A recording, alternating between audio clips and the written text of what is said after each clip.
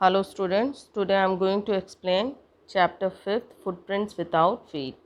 footprints का मतलब होता है पैरों के निशान, ठीक है, और without feet का मतलब होता है बिना पैरों के, ठीक है। Can a man become invisible? क्या एक इंसान इनविजिबल हो सकता है, ठीक है। आपने एक फिल्म देखी होगी मिस्टर इंडिया, उसमें क्या है, वो जो कैरेक्टर है वो गायब हो जाता है, एक वॉच लगाता था तो, ठीक है। This is the story of a scientist, और ये जो स्टोरी है वो एक साइंटिस्ट की है, who discovers how to make himself invisible, जिसने क्या है कोई मेडिसन या कोई ड्रग वगैरह डिस्कवर किया था जिससे कि ह्यूमन बॉडी या वो खुद अपने आप को क्या कर सकता था, इनविजिबल कर सकता था।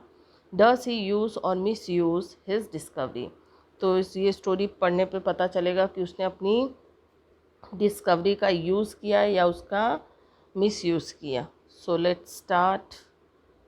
The two boys started in surprise at the fresh muddy imprints of a pair of bare feet. अब यहाँ पे दो लड़के होते हैं, वो बड़े ही आश्चर्यचकित हो जाते हैं, बहुत ही सरप्राइज हो जाते हैं।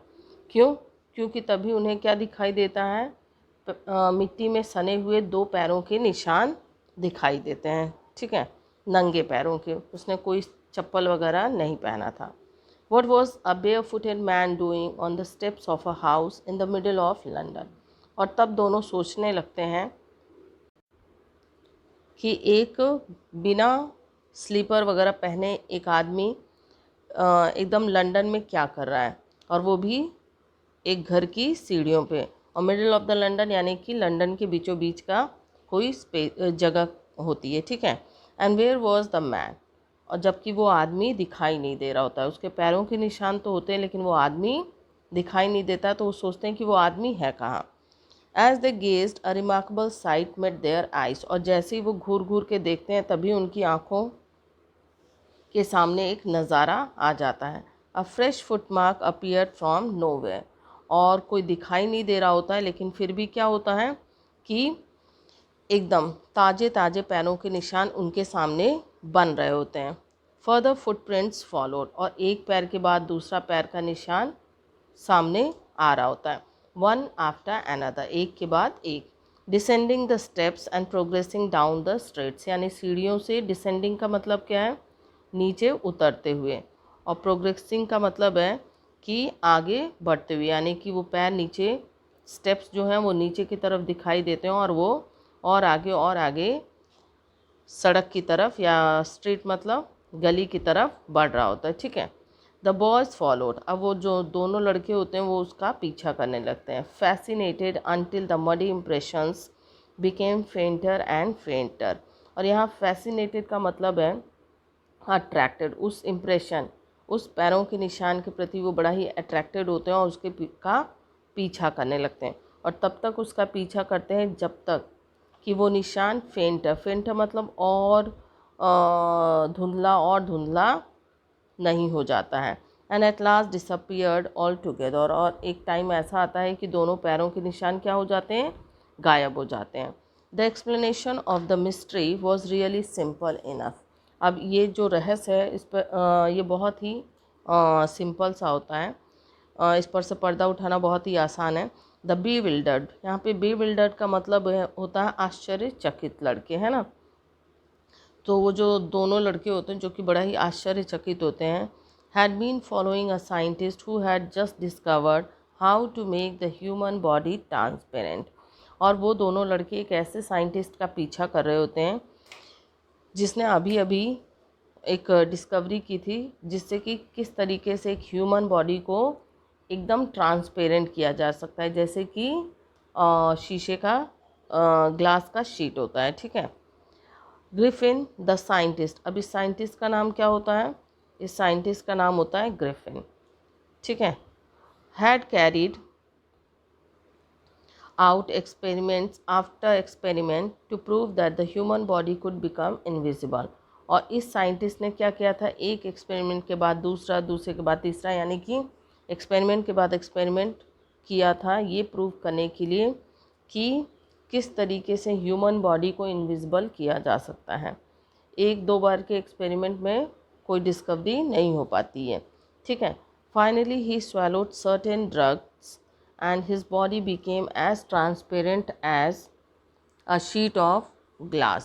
अब क्या होता है कि आखिरकार उसने वो डिस्कवरी कर ली थी कोई मेडिसिन का, ड्रग मतलब मेडिसिन, ठीक है, और फिर उसने उस ड्रग को निगल लिया और जिससे उसका बॉडी इतना ट्रांसपेरेंट होता है जैसे कि एक ग्लास का कोई शीट हो, यानी कि चादर, ठीक है।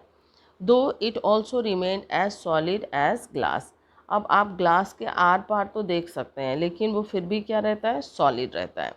ब्रिलियंट साइंटिस्ट दो ही वॉज, अब वो बहुत ही ब्रिलियंट, बहुत ही इंटेलिजेंट साइंटिस्ट होता है, तभी तो उसने इतनी बड़ी डिस्कवरी की। Griffin was rather a lawless person, लेकिन वो बड़ा ही क्या होता है, लॉलेस पर्सन होता है। लॉलेस पर्सन मतलब वो होता है जो बहुत ही क्या होता है कि शॉर्ट टेम्पर्ड होता है, वो किसी की बात नहीं सुनता है, कोई नियम कानून को नहीं मानता है। हिज लैंडलॉर्ड डिसलाइक्ड हिम, और उसके जो मकान मालिक होते हैं वो उसे नापसंद करते थे। And try to eject him, eject का मतलब है यहाँ पर compel to leave the house या थ्रो हिम आउट, कोई किसी को अपने घर से निकालना। In revenge Griffin set fire to the house, अब रिवेंज का मतलब है बदला लेना। अब बदले लेने के चक्कर में ग्रिफिन क्या करता है, उनके घर में आग लगा देता है। To get away without being seen he had to remove his clothes, अब वो पकड़ा ना जाए, बीइंग सीन है ना, विदाउट बीइंग सीन का मतलब है कि अब वो किसी के हाथ ना आए, पकड़ा ना जाए, क्योंकि उसने क्या किया, एक जुर्म किया है, तो उसे अपने सारे कपड़े निकालने पड़ते हैं। Thus it was that he became a homeless vendor, और इसी के कारण वो क्या हो जाता है, बिना घर बार का हो जाता है। विदाउट क्लोथ, बिना कपड़ों के हो जाता है। विदाउट मनी, अब उसके पास पैसे नहीं रहते, क्योंकि अगर वो पैसा अपने पास रखेगा तो पैसे तो दिखाई देंगे। एंड क्वाइट इनविजिबल, और लेकिन वो क्या रहता है, एकदम ही ट्रांसपेरेंट, इनविजिबल रहता है। Until he happen to step in some mud and left footprints as he walked, लेकिन तभी अचानक से क्या होता है, उसका पैर मिट्टी में पड़ जाता है और तब क्या होता है कि उसके पैरों के निशान जैसे जैसे वो चलता है वैसे वैसे दिखने लगते हैं। Now next para you see, he escaped easily enough from the boys, अब वो उन लड़कों को बहुत ही आसानी से चकमा देकर वहाँ से निकल जाता है। Who followed his footprints in London, और वही वो दोनों लड़के क्या कर रहे होते हैं, उसके पैरों के निशान का पीछा कर रहे होते हैं लंदन में। But his adventures were by no means over, लेकिन यहीं पे उसके जो करामात है वो ख़त्म नहीं होते हैं। He had chosen a bad time of the year to wander about London without clothes. अब इस साइंटिस्ट ने क्या किया था, साल का एक बहुत ही बुरा वक्त उसने चुना था, यानी कि ख़राब मौसम से यहाँ पे मतलब है, जो कि क्या कर रहा होता है कि कड़ाके की ठंड चल रही होती है और लंदन में वो बिना कपड़ों के घूम रहा होता है। क्यों, क्योंकि अगर वो कपड़े पहनेगा तो वो दिखाई देगा, इसीलिए कपड़े उसे निकालने पड़ते हैं इनविजिबल होने के लिए। इट वॉज मिड विंटर, और एकदम सर्दियों का बीचों बीच का टाइम होता है। The air was bitterly cold, और एकदम चिलचिलाती हुई ठंडी हवा बह रही होती है। And he could not do without clothes, और अब वो ज़्यादा देर तक बिना कपड़ों के नहीं रह सकता था। Instead of walking about the streets he decided to slip into a big London store for warmth, अब वो सोचता है कि यहाँ वहाँ सड़क पे घूमने से अच्छा है कि किसी बड़े से स्टोर में मैं क्या करूँ, मैं घुस जाऊँ, जिससे अपने बॉडी को गर्माहट दे सकूँ। Closing time arrived and as soon as the doors were shut, तभी क्या होता है कि दुकानों के बंद होने का टाइम हो जाता है, और तभी क्या है कि दरवाजे बंद होने लगते हैं, यानी कि सब लोग अपनी अपनी शॉप्स के डोर जो हैं वो बंद करने लगते हैं। Griffin was able to give himself the pleasure of clothing and feeding himself without regard to expense, अब क्या होता है कि अब ग्रिफिन को वो मौका मिल जाता है जिससे बिना एक भी पैसा खर्चा किए वो अपने आप को कपड़े दे सकता था, खाना खा सकता था, जिसके लिए उसे एक भी पैसे नहीं देने पड़ेंगे। क्यों, क्योंकि वो एक बहुत बड़े से लंदन के स्टोर में एंटर कर जाता है, यानी कि धीरे से घुस जाता है।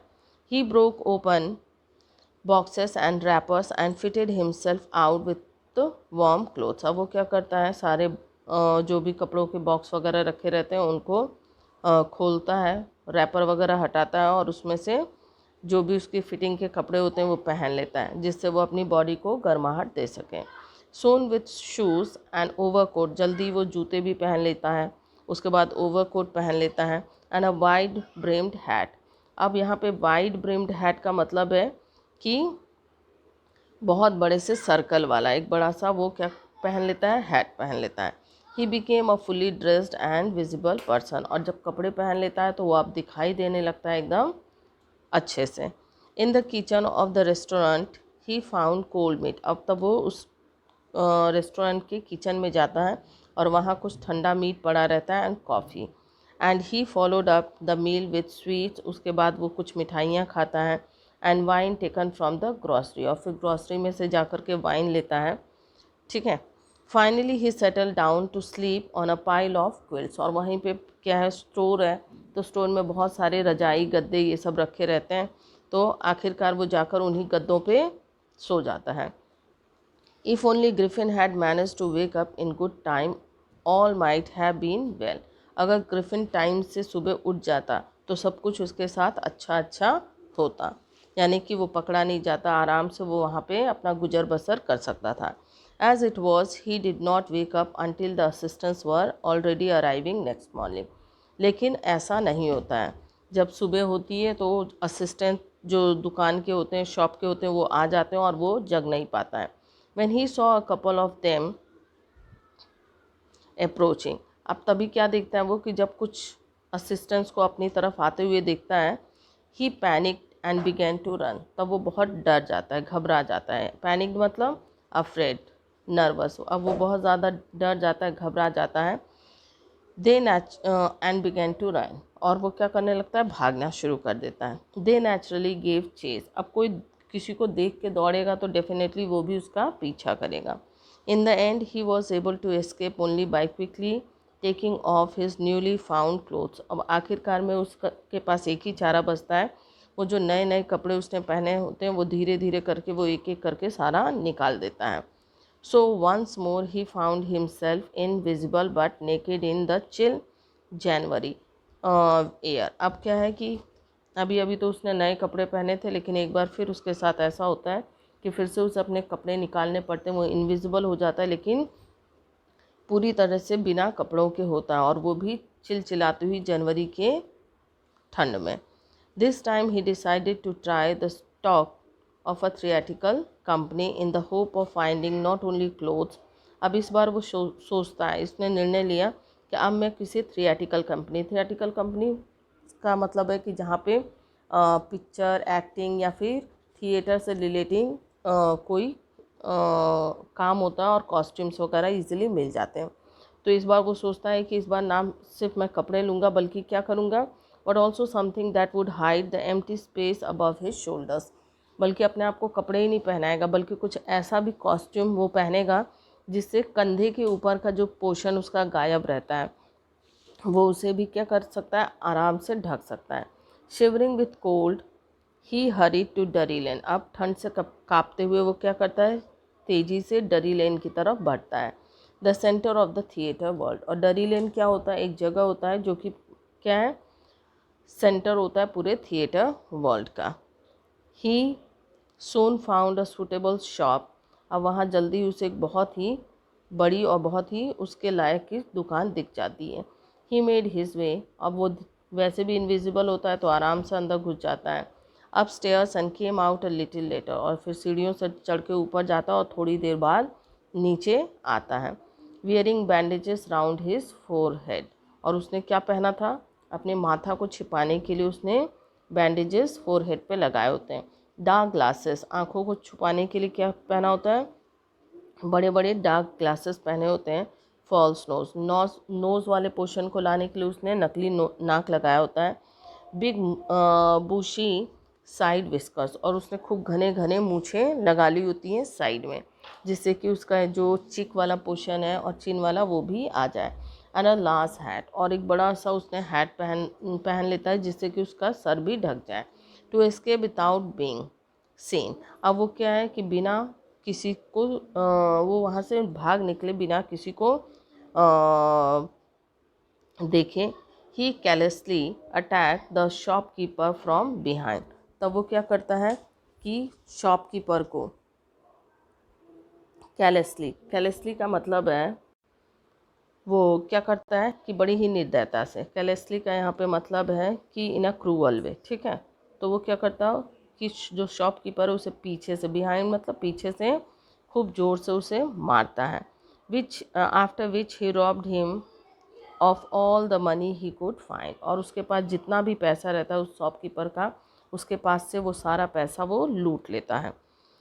Eager to get away from crowded London, अब वो क्या है कि वो सोचता है कि ये जो लंदन है ये बहुत ही भीड़ भाड़ वाला क्राउडेड प्लेस है, तो यहाँ पे मैं कोई भी मुझे इजीली पकड़ लेगा। He took a train to the village of Iping, तो वो क्या करता है फटाफट ट्रेन पकड़ लेता है और कहाँ निकल जाता है, एक गांव, उस गांव का नाम होता है आइपिंग।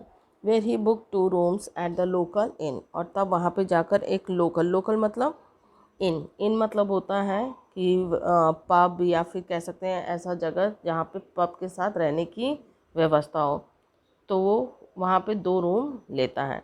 The arrival of a stranger eight N in winter was in any case N unusual event, अब सर्दी के मौसम में एक अजनबी आदमी आया है उनके गांव में, तो ये बड़ा ही क्या है कि अनयूजुअल इवेंट होता है, यानी कि किसी को पसंद नहीं आता है।